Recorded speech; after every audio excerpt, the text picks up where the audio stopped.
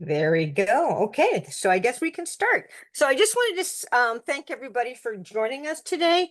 We really appreciate the opportunity to talk about our program and continue to partner with OSPI folks.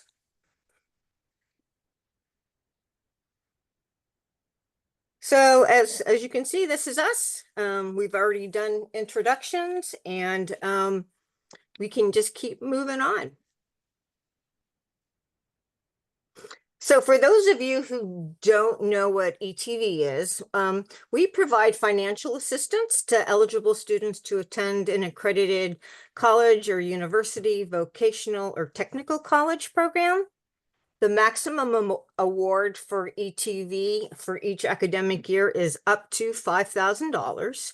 And awards are unique to each student and are determined based on their unmet financial needs. So not every young person will get the maximum amount of $5,000. ETV can also be used if the student is attending college in another state.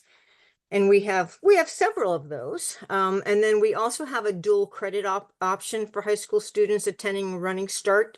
And they receive up to $2,000 per academic year to go to Running Start. And this is just a visual that highlights that ETV is the last source of financial aid that is applied to a student's cost of attendance. I think we'll talk a little bit more about cost of attendance later, but if you're not familiar with that term, it is that full cost while the student is attending for the academic school year. So not just tuition and fees, but also costs related to living expenses, transportation, books, etc. And many ETV students that are going to school in Washington State will receive other state scholarships, but all students must apply for FAFSA and be eligible for the Pell Grant to continue eligibility for ETV. We commonly see the Passport Scholarship, and this academic year it is a little less than usual. It's $2,800, which has rippled to ETV awarding the full $5,000 award for, I think, virtually all of our students this year, Kathy. Pretty, yeah. Yeah. And so hopefully that passport award will go back up after this legislative session. A lot of ETV students also receive the Washington College Grant. That award varies depending on their income, much like the Pell Grant does. But I've seen it upwards of $8,000 for this academic year. And then we also will see the College Bound Scholarship if students are eligible for that. And sometimes the Governor's Scholarship, but there aren't many of those that are awarded every year. And as you can see, that deadline is approaching at the end of this month. And I don't remember how much that award is. Kathy, do you remember? It's between $2,000 and $4,000, depending on the type of school program they attend. Okay. And if you're not familiar with the colleges that are participating in these state scholarships, there is a link to the Washington Student Achievement Council website there that lists them all. ETV is a federal grant, so we do support students that are attending outside of the state of Washington. However, as you may be aware, they won't receive state scholarships, so their unmet need is a lot higher. I just awarded a student this morning that's attending college in Arkansas, and his unmet need is still $27,000. So we highly recommend, if a student can find a program in Washington that fits their needs, to enroll there. They get a lot more support. So here, this slide talks about what the ETV eligibility is. And once a young person is deemed eligible for our program, they will always remain eligible. So they have to be between the ages of 15 and 20. currently involved in a dependency action in Washington State Court or Tribal Court, and in the care and custody of DCYF or an ICW agency. And they have to be in foster care. They're between the ages of 18 and 20 and have aged out of state or tribal care.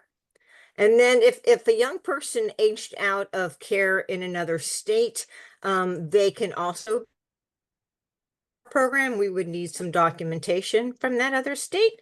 But once we get that, then we can help them in Washington. The other eligibility requirement is they were adopted or entered into a relative guardianship on or after the age of 15. It's really important that young people, that we get them earlier in the program as soon as possible, because if they are awarded and they use their funds prior to turning 21, we can help them up to age 26, not to exceed a total of 15 semesters or 20 quarters. So that's so that age 21 is a really important number to keep in mind, because we always hate to say no to a young person, but sometimes we have to because they miss that age 21 priority. They have to be eligible, as Aubrey said, for aid and have an unmet need. They have to enroll at least half time, which is 6 credits, and take at least one 100 level course and maintain satisfactory academic progress, 2.0 GPA or higher. We don't kick students out if they don't get 2.0 every quarter or semester. As long as they don't lose their financial aid, they'll keep ETV.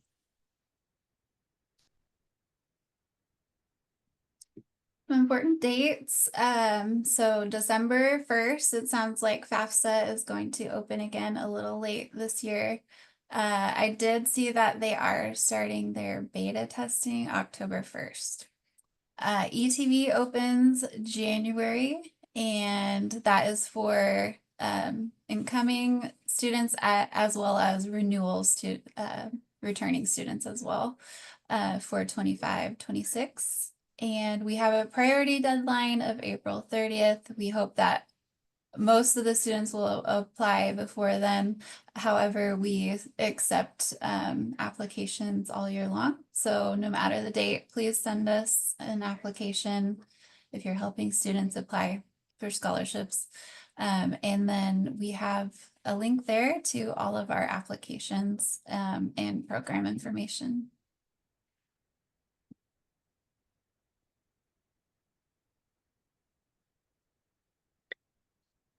So in order to get ETV, again, we need their cost of attendance for the year, and that's the big number, and that's what we always tell students, not what they owe, but what the school feels like that's what they need, or that's what the cost is to attend school there. And then their finalized financial aid letter. And again, students don't really pay attention to these things, so they'll send us an award letter with hardly anything on it. We know that they should get, passport, or we know that they got the governor's scholarship, and it's not on there. So what we don't want to do is award somebody an incorrect amount. So that's why we always say it needs to be their finalized financial aid letter.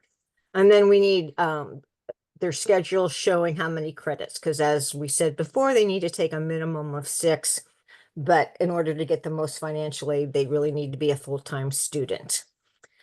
Funds go directly to our kids. It doesn't go to the school, so they have to be in our vendors payee system, and that can either be direct deposit or check in the mail. And we also send them an ETV spending plan, and that basically they tell us how they're going to use their funds, and then we approve it, and then the funds are sent to them. And as I said, it's sent directly to the student on a quarterly or semester basis, so they don't get the whole amount at the beginning. Sometimes they don't finish this school year, and so we don't want to ever have to ask to have money sent back to us. So that's why it's broken down by quarter or semester. And we definitely prefer direct deposit. because as you can probably imagine, our young people move around a lot. And if it's check in the mail, the check could get lost if they don't tell us they've moved. And then it's a big burden on them to kind of fill out all the paperwork and get things notarized. So again, we encourage direct deposit, but quite a few of our students still get check in the mail.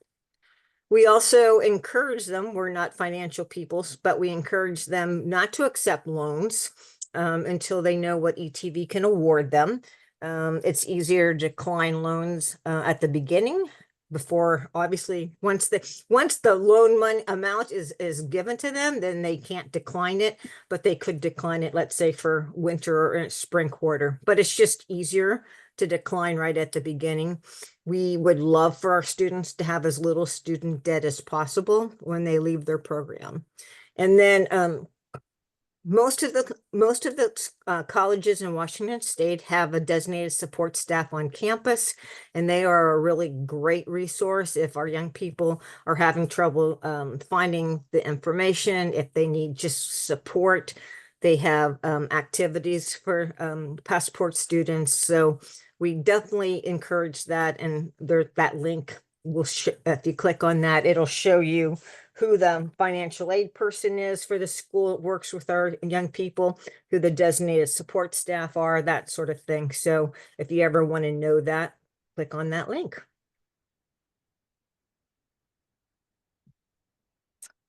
And we also just wanted to do a brief overview of the process that students go through to receive ETV funds. So after a student applies and we confirm their eligibility, they will receive a confirmation letter with the information that is needed to determine their ETV award.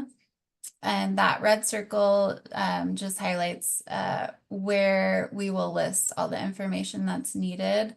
And this is an example of a student that would need everything turned in and statewide vendor account set up.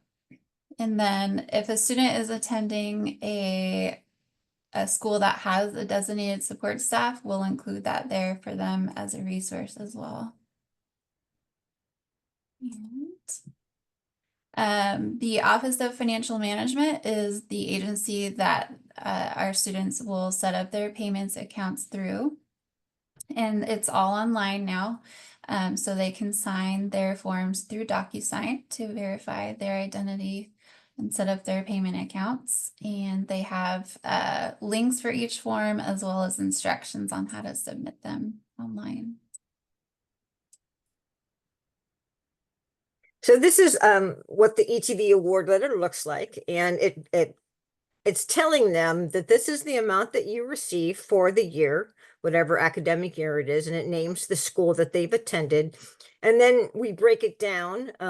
This letter is for a quarter school, but we also have a semester school, and it'll tell the young person exactly how much what the award amount per semester is.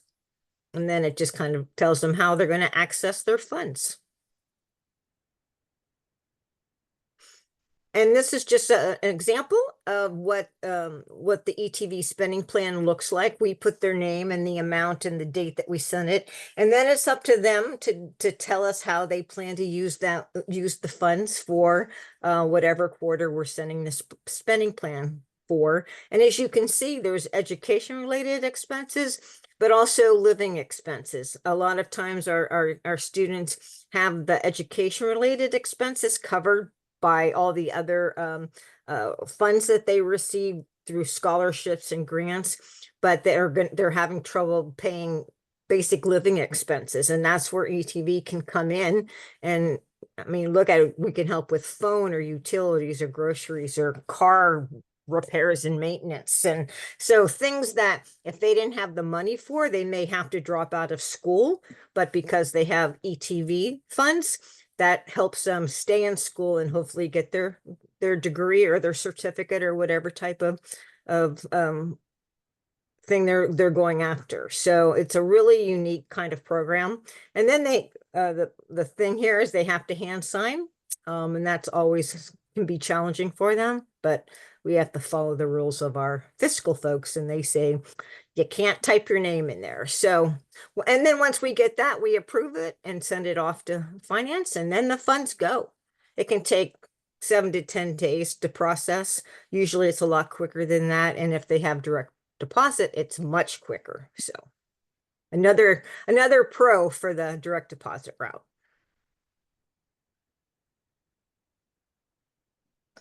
And so each term, a student needs to send their scheduled credits for the upcoming term and their grades with GPA from the previous one. And then we can send that spending plan that we just showed you. These are some examples of what we commonly see. Students will just screenshot from their student portal their schedule and their term GPA for us, and that works perfectly.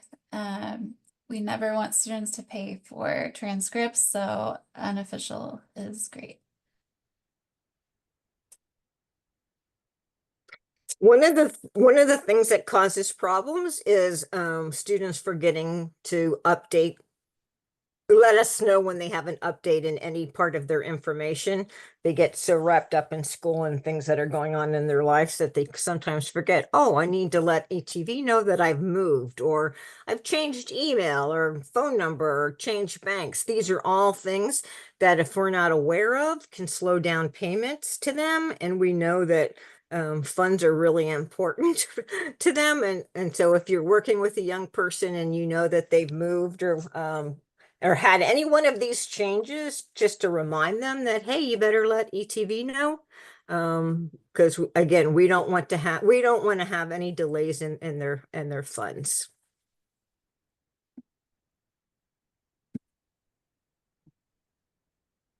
Okay, so as liaisons, you may not be walking through the full process with students that are going to college.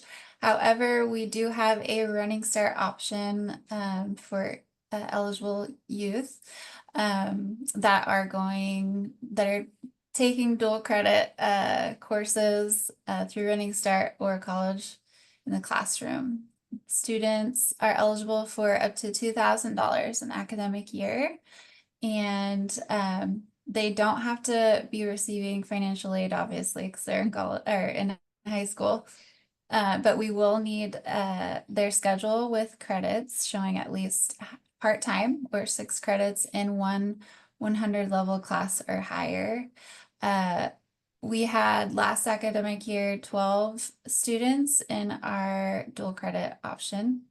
And commonly they used it for books or supplies, computers, transportation, car maintenance costs.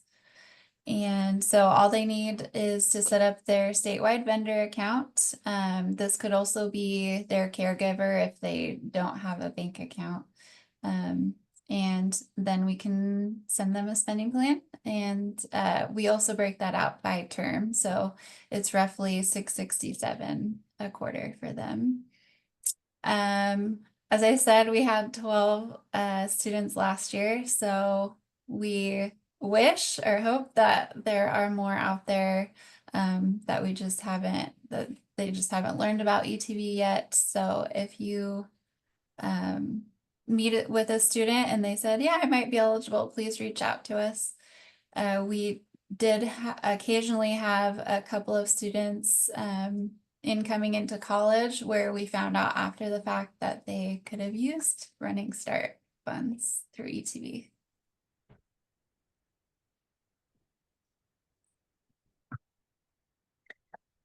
So the applications, if you have a student and you want to help them apply, the applications are posted online, or you can also email any one of us, Aubrey, myself, or Vanessa, and we can email the application to you. They need to apply every year. As I said, once they're eligible, they will always remain eligible, but we do need a renewal application for the following year. And as we said, that opens in January. And then if there are any accommodations that are needed, please let us know and we can make that happen. And that's just kind of where all the applications are, the online one, the new renewal, and then the dual credit application. And the apps are really, they're very pretty simple, and they're not very long, so it shouldn't be a problem to have those completed.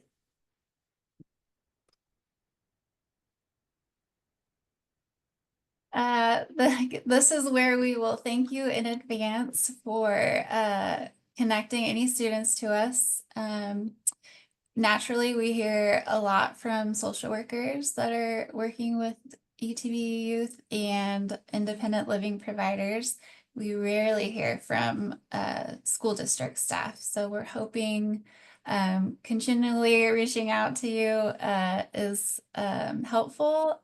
We also ask for any input, tips, strategies on how to reach staff that are connecting with these youth in the building level. If you could provide any input in the chat, that is greatly appreciated. I'll ask Stacy for it after this meeting.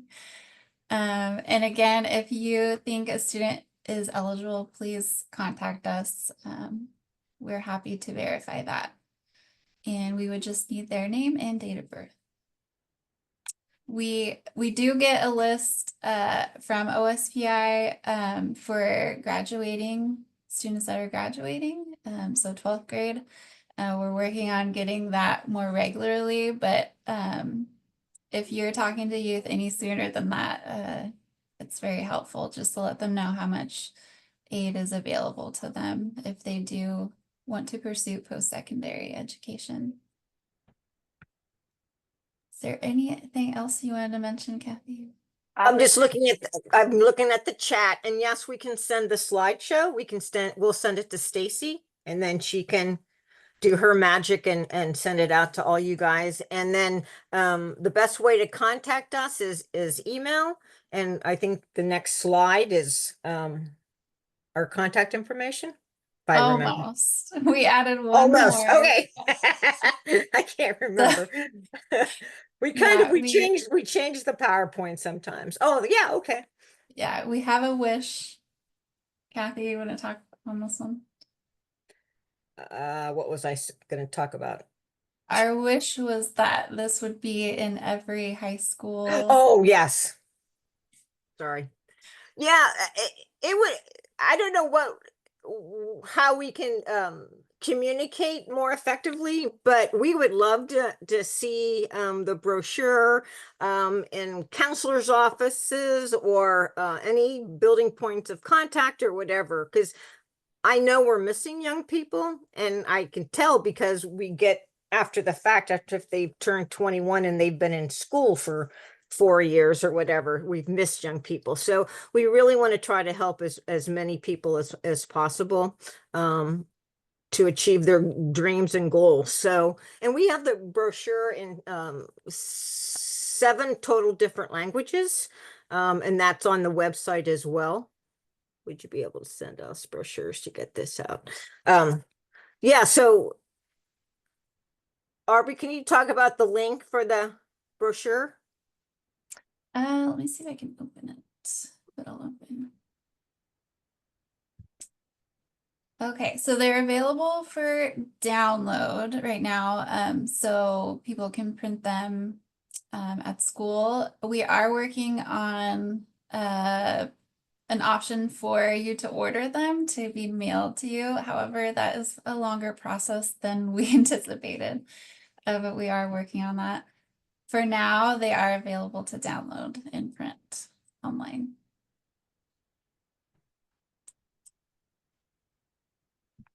Okay. And then there we are. So that's us with our phone number and email. And we also have a Dropbox, etvwash@dcyf.wa.gov. And folks can send emails through that as well. Typically, that's where a lot of students send their applications or other documentation, but Aubrey and Vanessa both man that. And so you could also email through that. And as Aubrey said, if you have any questions about a young person, if they're eligible, for either one of our programs, please don't hesitate to reach out. We would really appreciate it. And thanks for all your work with our young people in schools. We know it's not easy.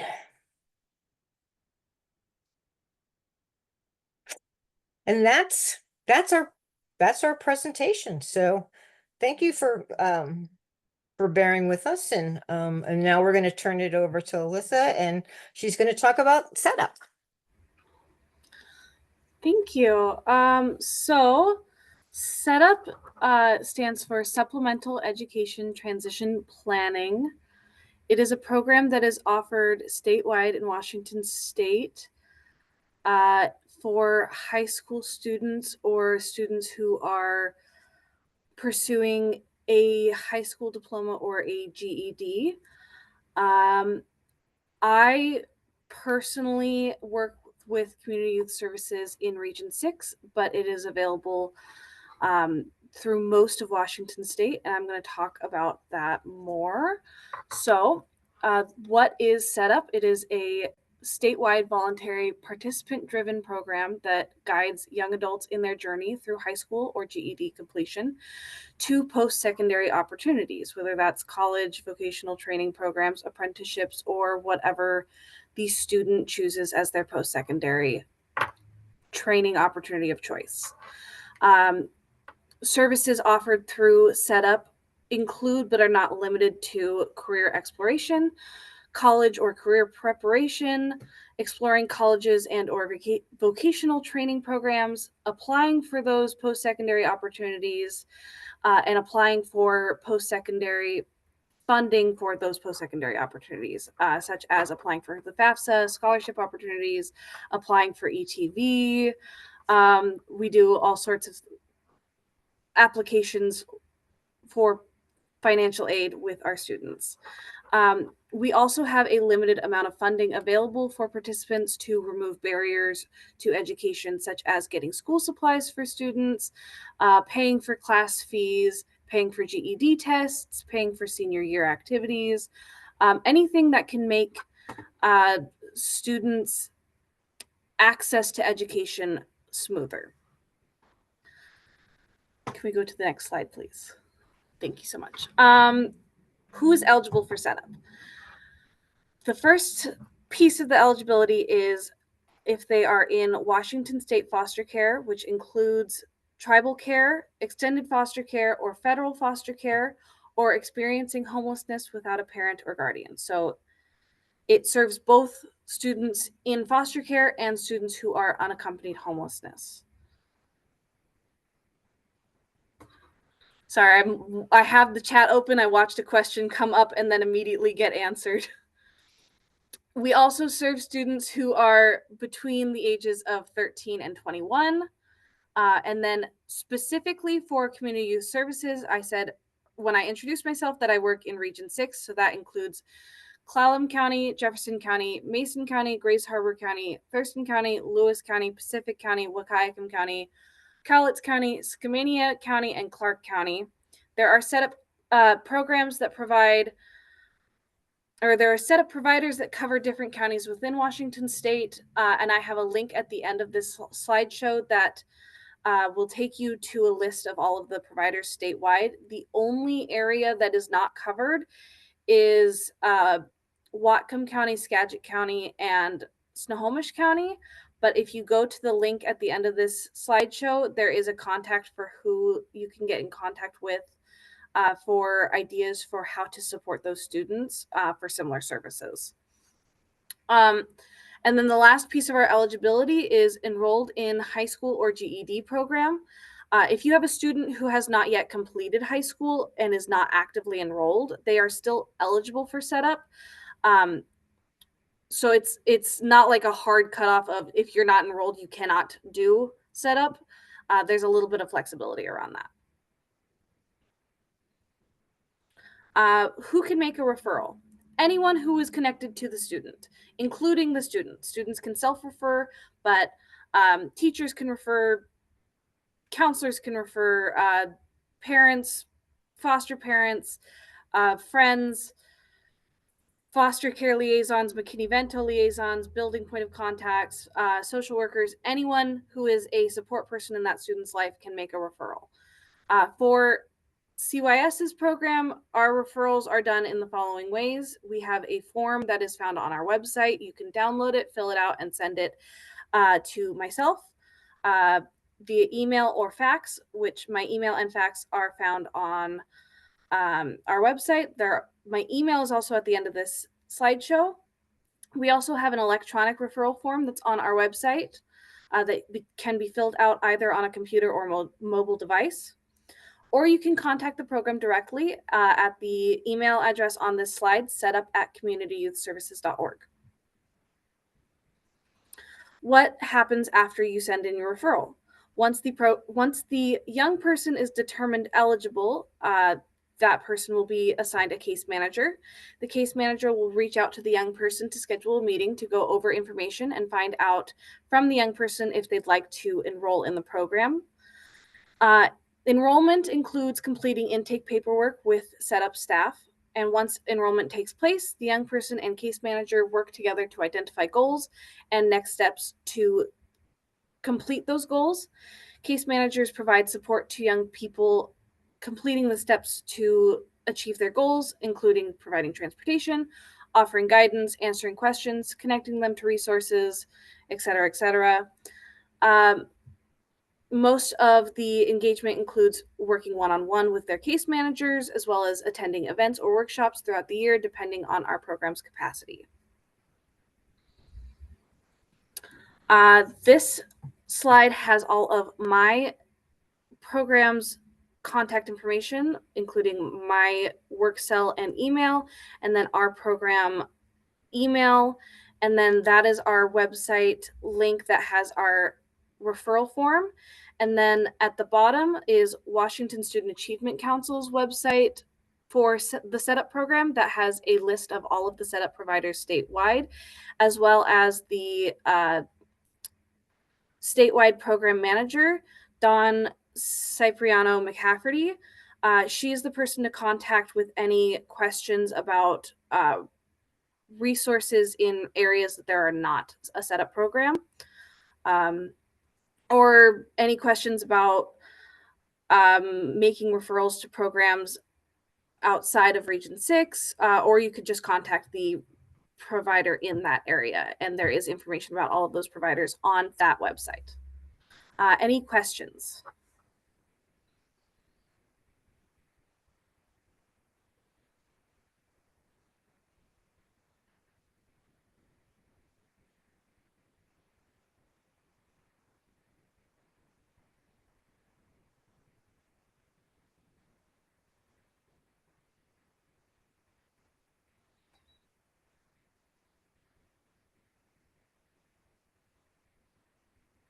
Alyssa, do you see the question from Minerva in the chat? Yes, there is a SETuP program in Yakima County. Off the top of my head, I cannot remember who the provider is in Yakima County.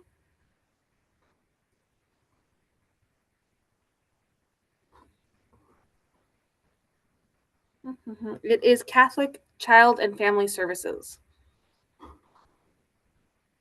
Island County. All of these counties are listed on Washington Student Achievement Council's website. The only counties that are not currently covered are, like I said earlier, Whatcom, Skagit, and Snohomish County. So I'll even drop that link in the chat. And if you go to that link, you will see that there's a list of providers and what counties they cover.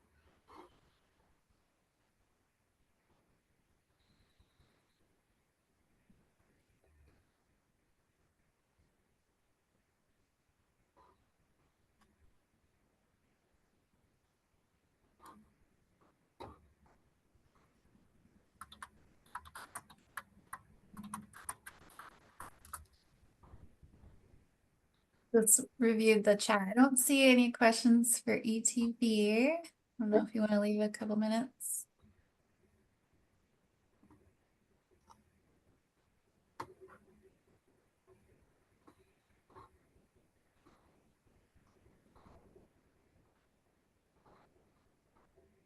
As you may have heard in the beginning of the training, we did record this. So we will hopefully get that to Stacy soon, so she can hyperlink it from her resources page.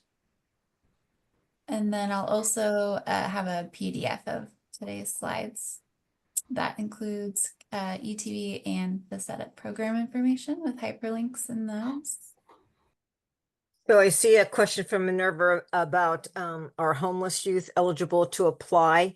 If they were never involved and found dependent in the foster care system, then they're not eligible. They have to be dependent youth or dependent youth in the past between 15 to between the ages of 15 to 20. Homeless youth are eligible to for the passport scholarship. And so I would definitely have them go on the Washington Student Achievement Council website and do the consent form and that sort of thing. But they're not, unfortunately, they're not eligible for ETV. And it gets confusing because people think if they're passport eligible, they're also ETV eligible, and unfortunately that's not the way it goes. The student was award. The student was award of the state right by the age. Okay. Yeah. Then I would definitely have them send an application into us if they were award of the state right before their 18th birthday. And as Aubrey said, and I think we said it throughout the presentation, that if there's any questions, please reach out. I do word of the court letters. We check our FamLink system all the time to see if young people are eligible. So please don't hesitate to reach out.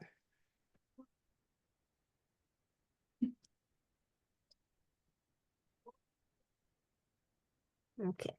So then Alyssa just put in, yeah, it's all of Region 3. They don't have a SETuP provider.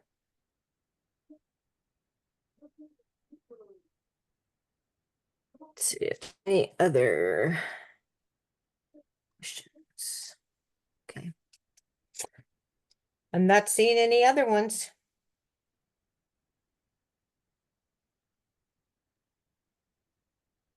Well, thanks for having us. We again really appreciate the time to present and talk about our program, and please reach out. We want to work with you and hopefully helps the students that you're working with. Yes, thank you. Thank you guys for being willing to come in and talk about your programs. It's super great information for our districts to have. Awesome. Okay,